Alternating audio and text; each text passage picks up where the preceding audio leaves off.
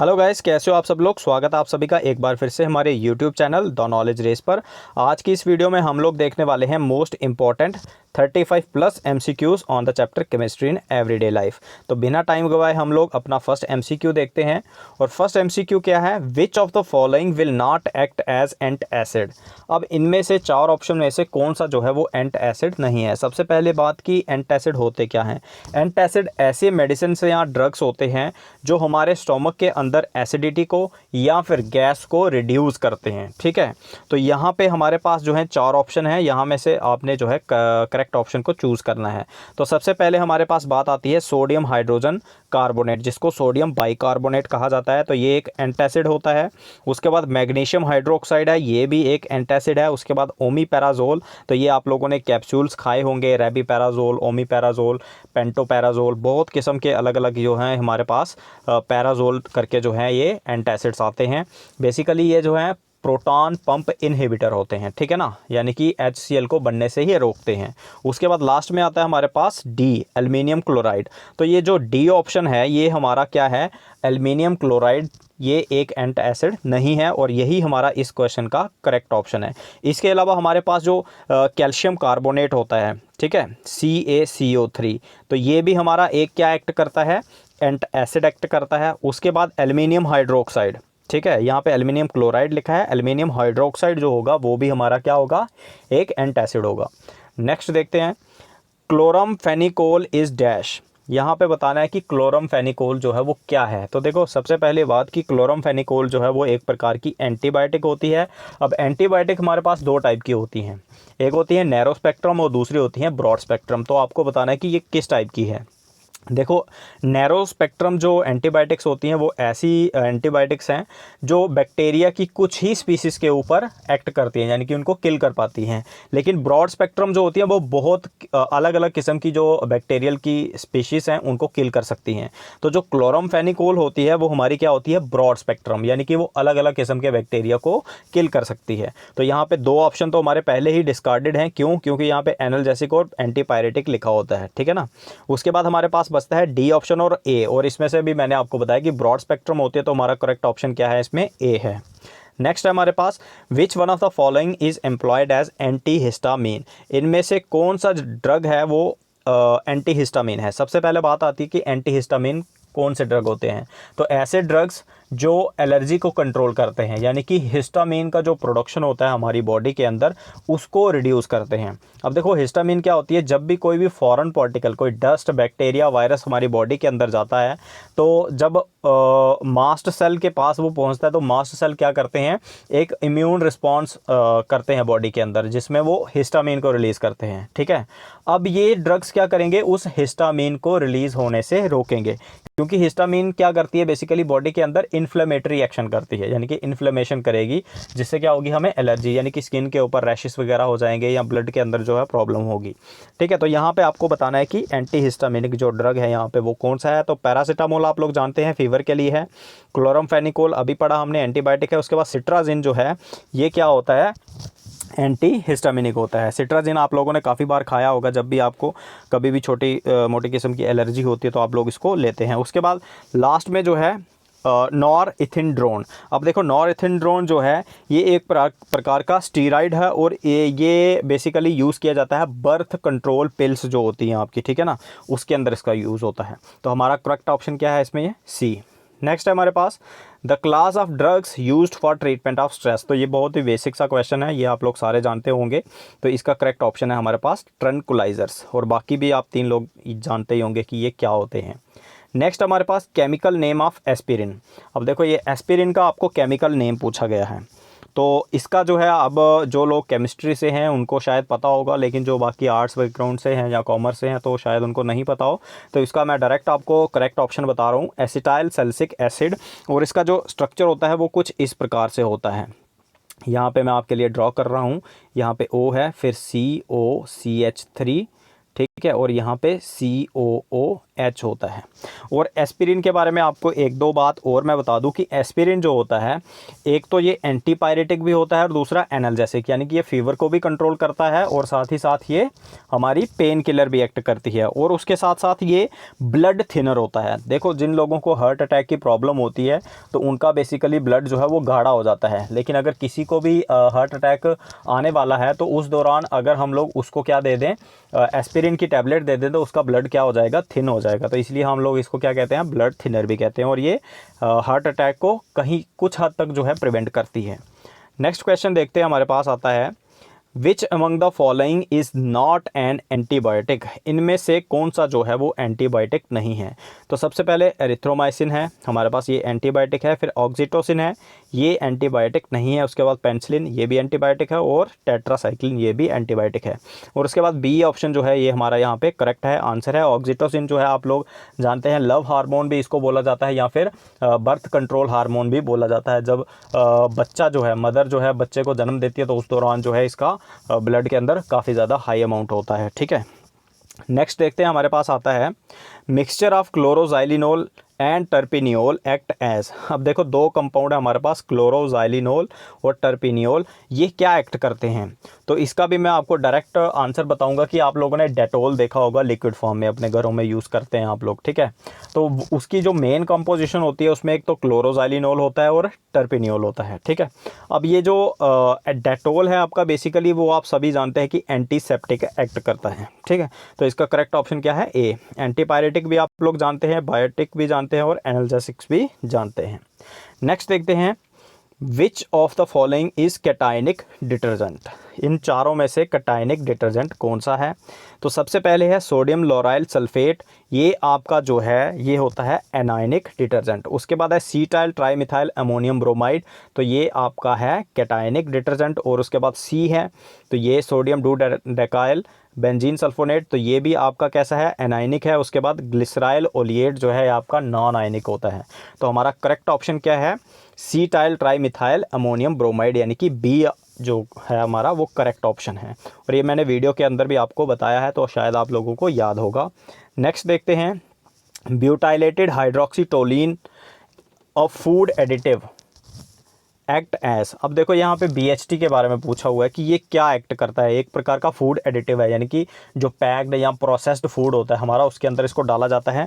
लेकिन इसको as a क्या डाला जाता है। ठीक है, तो देखो, ये जो BHT होता है ये हमारा होता है एंटीऑक्सीडेंट, यानी कि जो हमारा फूड है उसकी ऑक्सीडेशन को प्रिवेंट करता है।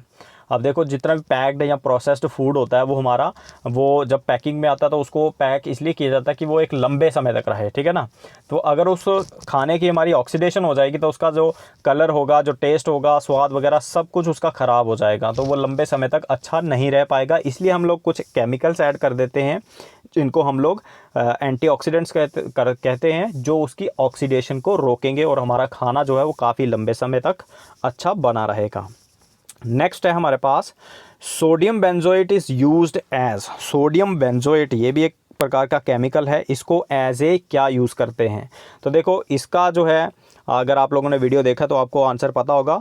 तो ये सोडियम बेंजोएट जो होता है ये होता है फूड प्रिजर्वेटिव। क्या होता है ये, फूड प्रिजर्वेटिव।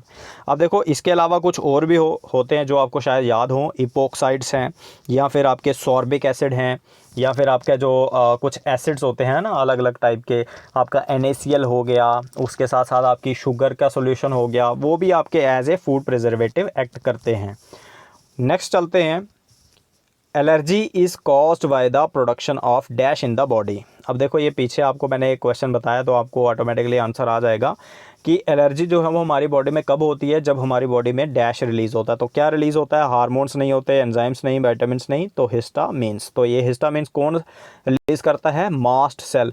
तो ये भी क्वेश्चन आपको पेपर में आ सकता है कि हिस्टामिन्स जो है वो कौन रिलीज़ करता है। ठीक है, नेक्स्ट देखते हैं, detergents are better than soaps because. अब देखो, डिटर्जेंट्स और जो सोप्स हैं ये दो टाइप के हमारे क्लीनिजिंग एजेंट होते हैं।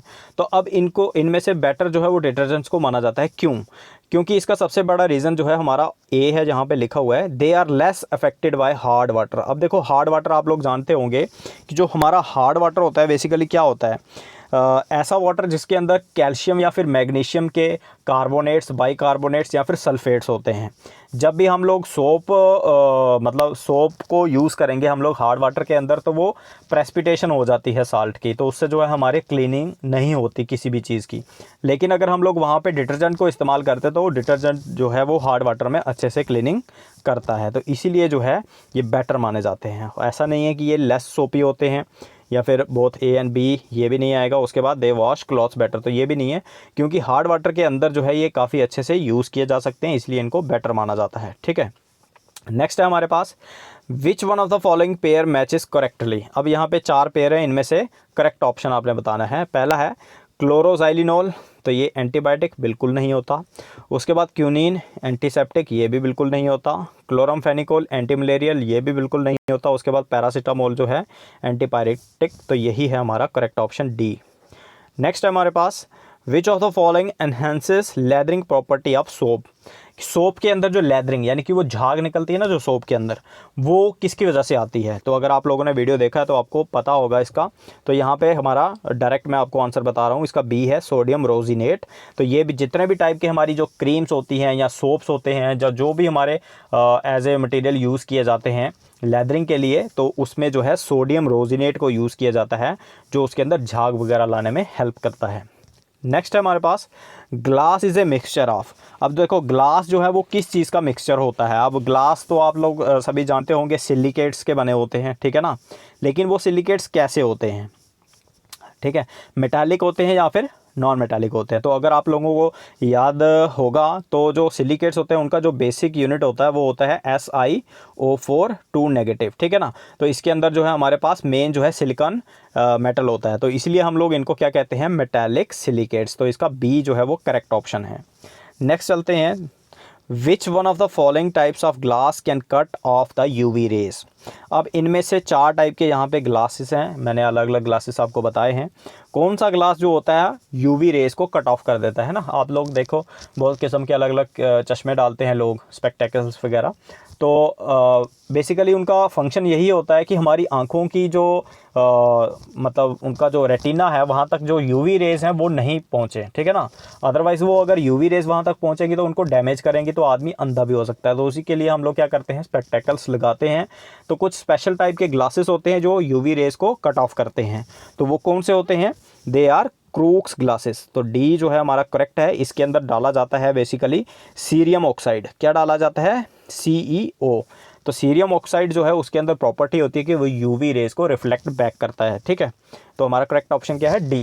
तो नेक्स्ट चलते हैं। नेक्स्ट हमारे पास which of the following is not a natural polymer. इनमें से कौन सा जो है वो नेचुरल पॉलीमर नहीं है। तो देखो यार यहाँ पे लिखा हुआ है, पहला टेफ्लॉन है, फिर है कॉटन है, उसके बाद सिल्क वूल। तो आपको पता है कॉटन, सिल्क, वूल जो तीनों के तीनों जो हैं वो कैसे हैं, नेचुरल हैं। और जो टेफ्लॉन होता है ये सिंथेटिक होता है। तो हमारा करेक्ट ऑप्शन क्या आ गया इसमें, ए आ गया। नेक्स्ट देखते हैं। नेक्स्ट हमारे पास diabetes is caused by the malfunctioning of. Diabetes जो है वो किस ऑर्गन की माल फंक्शनिंग से होती है, यानी कि वो अपना फंक्शन करना जो है बंद कर देता है या फिर कम कर देता है या बहुत ज़्यादा कर देता है, तो जिसकी वजह से डायबिटीज़ होती है। तो ये भी आप लोग जानते होंगे, पैनक्रियाज जो है हमारा एक ऑर्गन होता है जो इंसुलिन को सिक्रेट करता है, ठीक है। तो ये इसकी माल फंक्शनिंग से होती है डायबिटीज़। नेक्स्ट है हमारे पास which pair of polymers occurs naturally. इनमें से कौन सा पेयर ऑफ पॉलीमर्स है जो नेचुरली अक्कर करता है। तो स्टार्च, ये भी एक पॉलीमर है और ये नेचर के अंदर पाया जाता है। नायलॉन, ये तो सिंथेटिक है। उसके बाद स्टार्च एंड सेल्यूलोज, तो ये दोनों के दोनों क्या है, हमारा बी ऑप्शन जो है यहाँ पे करेक्ट है, क्योंकि स्टार्च और सेल्यूलोज दोनों के दोनों कैसे होते हैं, नेचुरल पॉलीमर होते हैं। उसके बाद प्रोटीन तो नेचुरल है, नायलॉन जो है वो नेचुरल नहीं है। उसके बाद प्रोटीन नेचुरल है, PVC नेचुरल नहीं है। नेक्स्ट चलते हैं। Bakelite is obtained from phenol by reacting with dash. अब देखो बेकलाइट जो है वो एक बहुत ही बढ़िया किस्म का पॉलीमर होता है। तो इसकी जो फॉर्मेशन होती है वो जब फिनोल को रिएक्ट किया जाता है डैश के साथ, तो किसके साथ रिएक्ट किया जाता है, तो ये इसका आंसर है हमारे पास फॉर्मेल्डिहाइड, जिसका फॉर्मूला आता है HCHO, ठीक है। HCHO इसको रिएक्ट किया जाता है फिनोल के साथ। तो फिनोल जो है हमारे पास अलग अलग टाइप के होते हैं, तो इसका एक जनरल फार्मूला यहाँ पे है, ठीक है ना। बेंजीन के रिंग के ऊपर हमारे पास OH। नेक्स्ट देखते हैं। Natural rubber is a polymer of.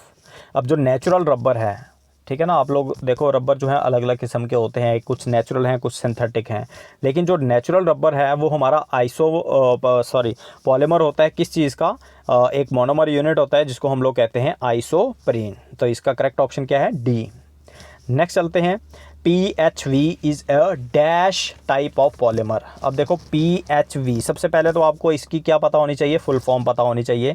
तो इसकी फुल फॉर्म होती है poly beta hydroxy butyrate CO beta hydroxy valerate, ठीक है।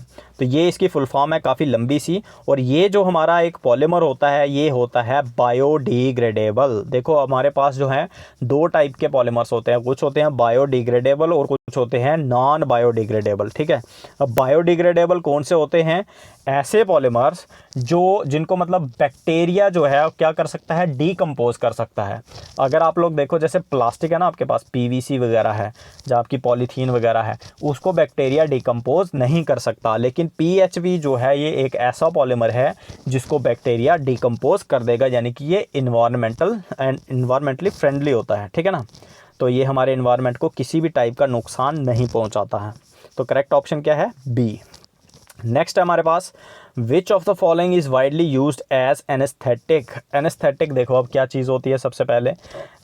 अब देखो कभी कभी आप लोगों ने सुना होगा या देखा भी होगा कि किसी आदमी का ऑपरेशन होता है तो उसको सबसे पहले क्या किया जाता है, बेहोश। अब बेहोश होने के लिए जो उसको मेडिसिन दी जाती है, जहाँ उसको जो केमिकल दिया जाता है बेसिकली उसको कहा जाता है एनेस्थेटिक एजेंट बोला जाता है, या फिर बोला जाता है एनेस्थीसिया, ठीक है।